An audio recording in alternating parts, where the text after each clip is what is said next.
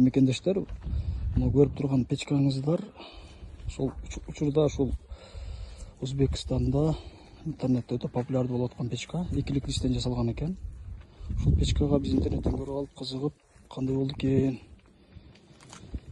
жагып иштетип көрөлү дедик эле. Муну бул печканы өзүбүздө ошо алабокалык уста байкелер жасап атат.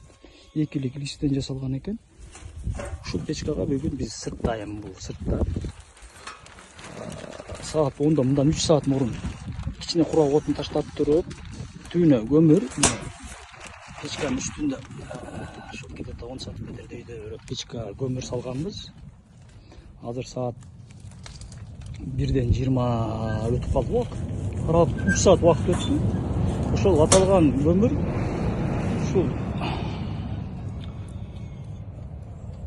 ушунча убакытка жетти да. Экономдугу ушу айтканчалык эле бар экен. Анын жылуулугу дагы өтө сонун экен. Эми биз азыр ачыгыраак шартта сыртта жагып көрдүк. Эртеңден муногу күнөскананын ичинде урук себиле турган эмесине ушуга жагып көрөбүз да. Прямо эле моорун чыгарып көрдүк.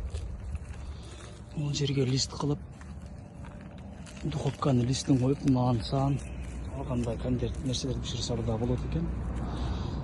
Экилик листтен